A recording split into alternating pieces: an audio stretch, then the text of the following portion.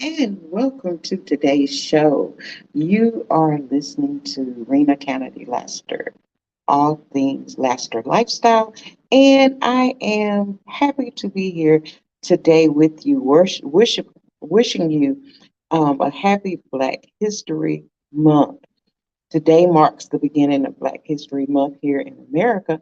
I'm sure that wherever you may be, there are celebrations and days that you recognize. 'Cause I do recognize Hispanic American Month and whatever other things that I know of. So if there's something that you feel like I need to recognize, then please let me know in the chats. But however, today we're going to talk about Black History Month. I have been focusing on getting your year started strong, finishing your life strong. And that is my focus for what is going on and what's going to be going on in the following shows for the rest of the month. I have a partnership going on right now with the women in the 6th District of Georgia for the Georgia Baptist um, Association. And that basically is a group in Georgia who are composed of churches in that region. However, the important thing is that they have partnered with me in doing a strong finish challenge. Now, what the strong finish challenge is where we are going to be targeting weight loss. We're going to be targeting eating healthier. We're going to be targeting relationships, our spiritual lives, and anything else that has to do with us finishing the year strong. Now, we are also going to finish our life strong by developing some habits and some lifestyle things that are going to fulfill the purpose and the plan that God has for us here on earth. And so I'm excited about that, y'all. I'm very excited. And if you want to join, then just let us know and type it in the contents and in the comments where you can also join us in the challenge, where you can finish strong with us. Because basically, isn't that what life is all about? You want to finish strong and you want to be able to make your life count. You don't want to come to the end of your life and feel like, was that all there was? Was this, why was I here? Well, you're here for God's purpose and His plan, which is what my show focuses on, the fact that we're here for God's purpose, we're here for His plan, we are here for the things that He has called for us to do, and we are here to fulfill His purpose here on earth. And so, in doing that, our lifestyles speak, our lifestyles tell whether or not we're on target, whether or not we are doing the things that we've been called to do. And I don't know about y'all, but I'm here to do what life um, is going to throw at me, what life is going to present me through opportunities, and whatever else there is to do, what God has called me to do. As I was saying, it's Black History Month today starting, and I have a button on that says, I am my ancestors' wildest dreams. I am my ancestors' wildest dreams. What about you? Are you your ancestors' wildest dream or are you a nightmare? Think about it. And even more, are you God's wildest dreams in terms of the things that He has called you to do here on earth? Or are you something that He would say, are you not sure? Have you not heard what I called you to do? Why are you not on point? Why are you not focusing on the things that I've called you to do? And so we are going to finish this life strong. We are going to be strong together. And we are going to look at the things that God has called us to do. So today on this show, one of the things that I want to do is I want to read a poem that I wrote, and it's called Leadership. And it's a Black history poem that is honoring my parents and the leadership that they provided for me. Now, you got to remember that all of us have some shoulders that we're standing on, shoulders that we are standing on to do the things that we've been called to do. Not only our parents, but our ancestors and the people who are around us, the youth who are looking to us. There are people whose shoulders we are on. Now, to me, that says when we're standing on someone's shoulders, is that we see further. We have goals and plans even beyond their wildest dreams, as I said, with the button that I'm wearing. Because why? We're on their shoulders, which means we see some things that they didn't see.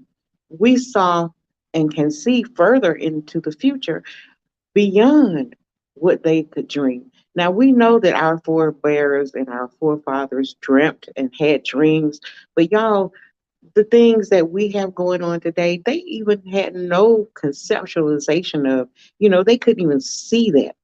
And so, with the things that we are able to do and perpetuate and go even further in, it is truly, truly a blessing. And so, this poem I'm going to read and then I'm going to talk a little bit about it because my parents were both leaders in the community, Reverend J.B. Kennedy and Rena P. Kennedy, um, whose legacy and heritage I am proud to talk about. But these were my parents, and as they were living, they were constantly setting the bar high. They were constantly setting the bar in terms of things that we could do and letting me know that I could go further and do even more. And so, what we're going to do is talk about that in terms of what their legacy was. So, the poem says, here at Arlington National Cemetery, I, Rena Kennedy Laster, daughter of the late Rena Postel, wife of Corporal Johnny B. Kennedy, am legacy, am leadership from good examples, good teaching, still reaching the lives of generations to come, new beginnings, new seasons, new reasons to live and to give. Tell me about your people. A line from the movie Beloved said, people living, people dead, who, what they do, what they did. Don't keep it hid.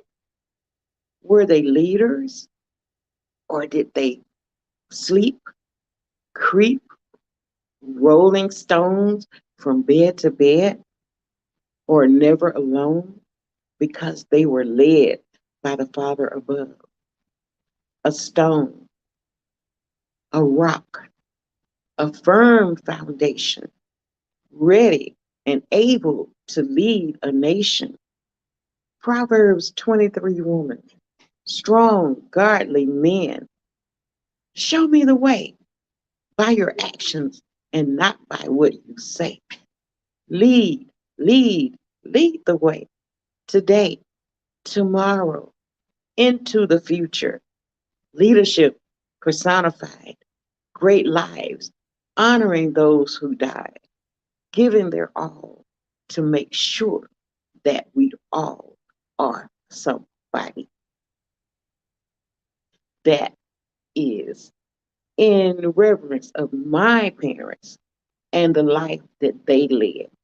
What and who would you honor today? Whose shoulders are you standing on? Think about it. People today oftentimes think that legacy and people that we emulate have to be famous, that they have to be uh, politicians, they have to be presidents and actors and actresses and things like that.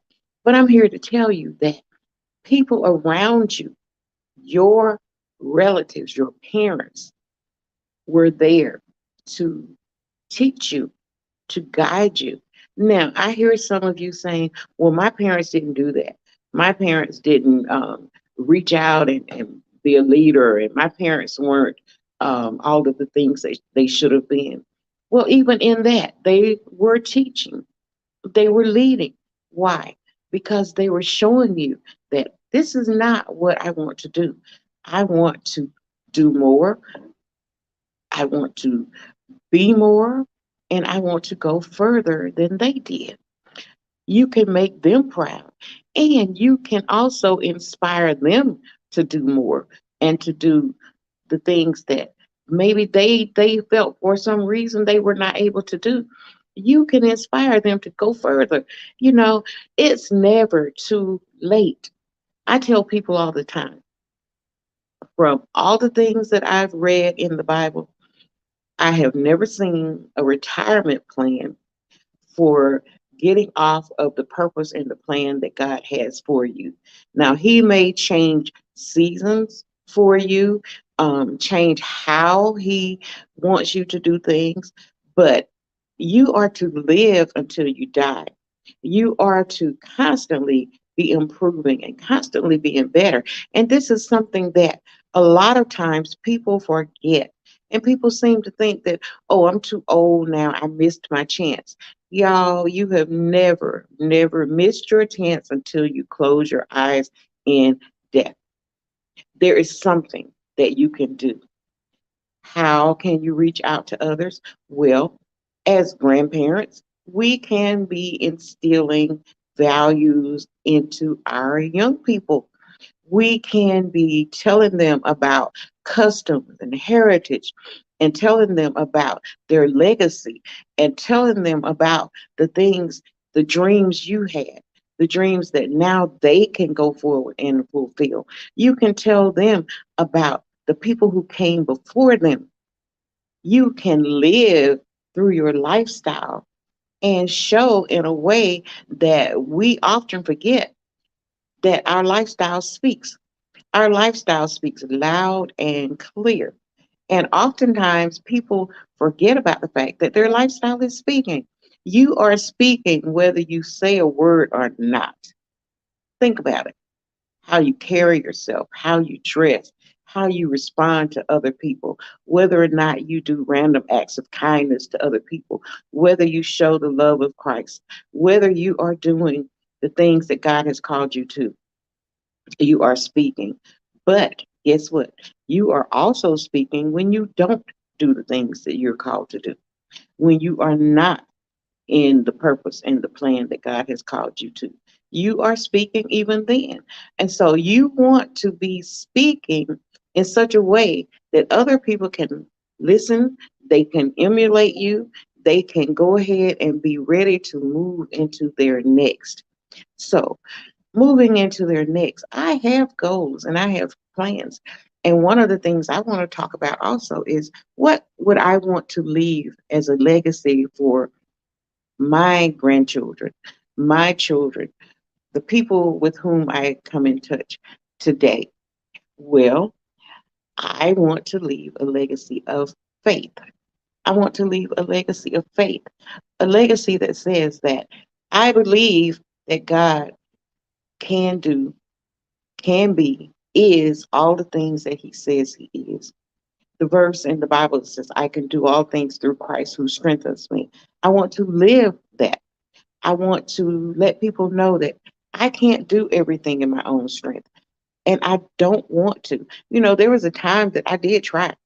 I tried to do everything in my strength. I tried to be all, do all. But you all, when I know that if I give it over to God and He can do, then I can, number one, sleep easier. I can rest easier. I can maintain my joy and I can be stress free. It's because I am giving up the responsibility to try to do everything on my own, giving up the responsibility of feeling like it's my duty. When I say that in Him I move, I live, and have my being, that means that I am allowing Him to live through me. I am allowing Him to speak through me. I am allowing Him to guide my life. I'm allowing myself to see and hear as He would hear and see. And so that's the first thing. I would love to have a legacy of faith. The second thing is that I want to have a legacy of fruitfulness. Fruitfulness. There is a difference today in the world because people today are thinking about being busy, busy, busy, busy, busy, busy, productive. Yes, we can be productive, but we can be doing the wrong things. So I want to be busy being fruitful in the purpose and the plan for which God has set for my life. My life is one of being an encourager. My life is being one of a motivator. My life is being one of a healer in terms of healing people's emotions, healing their spiritual lives by the things that I am teaching. And I am teaching from the Word of God. And so these are the things I've been called to do. I recognize what my calling is, and I ask God every day to let me fulfill the purpose and the plan for which He has called me to. Encourager. I was speaking with someone one day last year, and the conversation proceeded. And at the end of the conversation, the comment that he made to me was that he said, "You are consistent." He said, "One thing I can say about you, you are very consistent." And I said, "What do you mean?" He said, "Well, what I mean is that I don't care what you're doing, who you're talking to, what the circumstance is, you are going to be an inspiration. You are going to encourage. You are going to motivate, and you are going to uplift. You are going to try and get the person to be the best that they can be." And this person, I was talking to about a business deal. I was talking to him about business and his business and the things that he was doing. So I was talking to him about something completely different than what we were talking about. But yet, he saw that my life, my purpose, and my plan was being fulfilled. And so, this is what our goal is. Your lifestyle can speak. Whatever you're doing, make sure that you are who you say you are. You are being a person who is a doer of the word and not just a hearer of the word. And so, I know what God has called me to. Now, I would encourage you to do a spiritual gifts inventory or a spiritual gifts survey. You can find them online. I can post the reference to some in my comments, but take one and see if what you're doing lines up with the things that are your gifts and your strengths according to the things God has called you to. The other thing that mine shows is not only am I an encourager, it shows that I am a leader. It shows that I am a teacher. So I try and line up with the things that God has called me to do. But this is enough about me and my gifts. Try and target yours. See what God has called you to. So not only do I want to have a legacy of faith, I want to have a legacy of fruitfulness, but I want to have a legacy of being a fear fighter, fear kicker, because the word of God tells me that He did not give me a spirit of fear, but of love, power, and a sound mind. And so I am constantly aware. And when I find that fear is trying to rear its ugly head, then I am going to knock it down and to do what God has called me to do. So, one of the people that I know was teaching a lesson and said, "When fear knocks, send faith to the door." I like that. When fear knocks, send faith to the door. And so, I know that through God, I can do all things that He has called me to, and I know I can do it through Him. And so, when my load gets heavy, I can put it on Him because He says, "My yoke is easy, my burden is light." And I think back when we're talking about the Black history, I'm thinking of our ancestors. Their loads were so heavy, but yet, in spite of all of it, um, they maintained hope.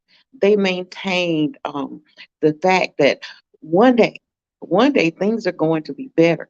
This is not what God has for me.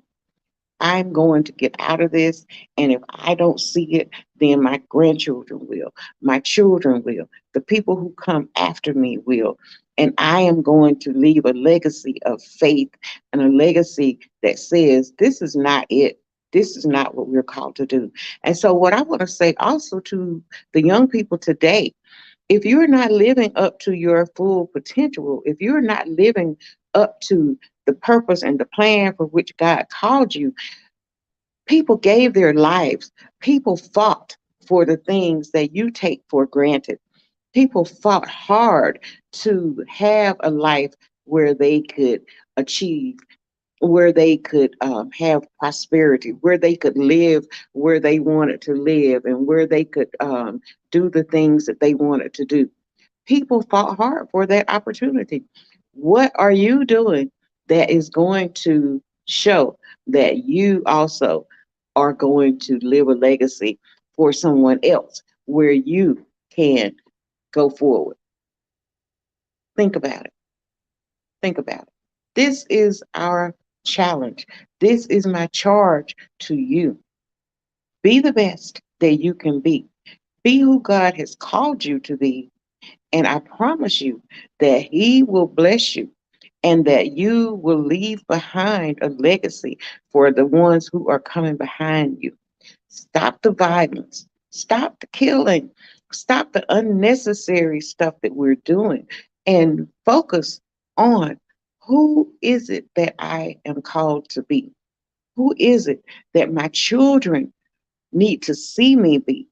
Who is it that my children's children need to remember and hear that I was? Violence, violence. Our ancestors could have done a lot more damage than they did, but they believed in God. They believed that there was more. They believed. And yes, I'm not going to get into all of the debates about religion and, oh, this was the white man's God or this was who or whatever.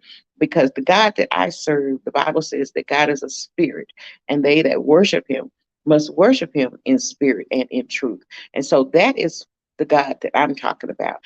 I'm not talking about a God that people want to put a face with or people want to put attributes to. I'm talking about the God of love, the God who has created us for his purpose and plan so that we can perpetuate that love and that we can be who he has called us to be. That is the God that I'm talking about. And so when I'm talking about God, I'm talking about who is it that he has called you to be? Who is it that we can be that will better the lives of someone else? Violence will not better the lives of someone else. Dr. Martin Luther King lived a life of nonviolence. And a lot of times people think that it is weakness when you're not saying anything. But y'all, I have lived long enough to learn and to know that often being silent, not speaking, letting God order your steps, letting God tell you when to speak, excuse me, and when not to speak will get you a whole lot further because you can say things, but if it's said at the wrong time, or if it's done at the wrong time, then you are going to not get the results that you need to get. So when we're speaking, let God direct and order our steps because I promise you, we will get a whole lot further than if we are leading and guiding our own selves. You hear people talking about, I'm a self made man. No, there's no one who made themselves. We all need someone else. We all need community. We all need inspiration from others. We all need love. And this is what's missing a lot in the world today. People are trying to do it on their own. They're trying to stand on their own. They're trying to be about their own platform. And I don't need anybody. Leads to suicide, leads to depression, because people are going to get to the point when they say, is that all there is? Is money, is this all there is? I got all the money in the world, but what else is there? I still feel empty. I got all the cars, I got the big fancy home, but I still feel that there's something missing. Yeah, what's missing is your purpose and your plan according to God's will. You can have all of that, but without it being tied up in his purpose and his plan, you're going to still feel empty. It's like Solomon said. He says, I've had it all. I had all the money. I had the women. I had the good times. I had all the food I wanted. I had everything. But y'all, it's all vanity. It's all for nothing because he's saying that what I need is God. Think about it. So I am encouraging you all today to begin to think about the legacy that you are going to leave. Black History Month is here, but rather than thinking in terms of Black history being all of those folks way back yonder that you hear about, all those people in the history books, all those people that all the magazines and television and everybody tells you that you need to think about, all the famous people, yes, those people are important, but remember this: you are Black history. You are Black history. Or if you are a Black American or if you are a Black person, you are Black history. What history are you creating? What are you doing? What are you saying? And who are you leaving a legacy for? As I said, I want my legacy to be one of faith, one of being a fear fighter, one of being someone who was fruitful. Those are three. That's not all of it, but I'm going to cover that today. And with the poem that I read and dedicated to my parents, their legacy was one of leadership. Their legacy was one of living the example before us that they had said that God called them to. They spoke volumes through their lives, through everyday experiences. They spoke volumes. So I'm speaking volumes. If I had to write a book, I could begin to fill it up with life lessons, life examples. And that was one of the things that I did for both of my parents when they died on the back of the funeral program. Rather than putting a poem that just sounded cute, I wrote life lessons from both of them, things that they taught, things that they stood for, things that they instilled into the lives of others, so that people could actually keep that funeral program, refer back to it, and say, oh, yeah, I remember when Reverend Kennedy always said that. I remember when Mrs. Kennedy always said this in the classroom. I remember as a parent when Mrs. Kennedy was teaching my children the things and the examples that she would talk to me about in order to help raise my children. I remember those things. And so that will make a big difference. How do you want to be remembered? I often remember the quote by Dr. Miles Monroe, who was a famous speaker. He said, when I die, I want to die empty. When I die, I want to die empty. And what he was referencing was the fact that the graveyard is one of the wealthiest places on earth. Why? Because there are thousands, millions, billions of people who are laying in the grave who have never reached their potential, who never did the things that they were called here to do, who never, ever left a legacy of one that would perpetuate on to the next generation. We got to do it, and we got to do what we've been called here to do. So I want to die empty. I want to use every gift, everything that God has placed in me. I want to use it. Yes, I'm older now, but guess what? I still got a lot left in me, and I plan to use it. And so this ends today's show, but look forward to having guests who are going to come and be talking to you, who are going to be speaking about their legacies that were left for them, things that they can instill in you, how their lifestyles are speaking. And I think you're going to like it. It goes all the way from judges to mayors to people who are inspirational. They are all people who will speak to you and will be able to motivate you even further. So I want you to listen. So you've been listening to Rena Kennedy Laster at All Things Lifestyle. I will be coming to you on Wednesdays at 2 p.m. Tune in. And if you don't get to tune in, go back and listen to the replay.